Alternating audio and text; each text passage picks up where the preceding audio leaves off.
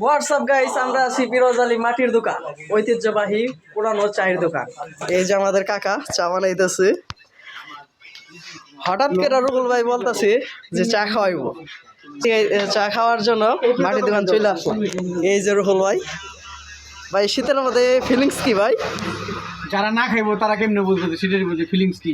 যারা বিয়ে না করছে তারা কি বিয়ের মর্ম বুঝে? अरे कहना क्या चाहते हो? যারা বিয়ে না করছে তারা কি বিয়ের মর্ম বুঝে? साला ये दुख का खत्म नहीं होता बे। ওই রকম চায়ের মর্মটা ওই রকম। তাই নাকি ভাই? আপনার কিছু বলার আছে? অনুভূতি সেই চাটা পেয়ে নিতে হবে। ঠিক আছে। এই যে আরো আছে স্নেহের আরেক ছোট ভাই, আর এই যে আছে ডিস্টিং A few moments later. চা বানানোর দৃশ্য দেখেন, অনেক সুন্দর করে চা বানাচ্ছে। এখানে কি কি চা পাওয়া যায় সব তো? চাচা কি কি চা পাওয়া যায়? রং চা, মার্কা চা, কাঁচা চা, ফুলের চা, মধু চা।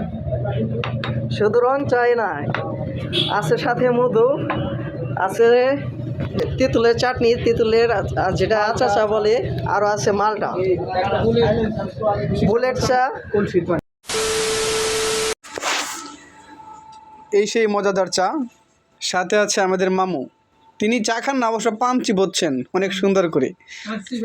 আর সাথে আছি আমরা, সাথে আছে রং চা। এখন আমরা শুনবো এই চায়ের কি অনুভূতি।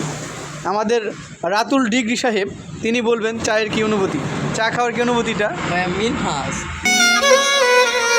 सारी उम्र मैं जो कर जबड़े आ रहा तेरे पीछे ये जिंदगी सरकस हो गई।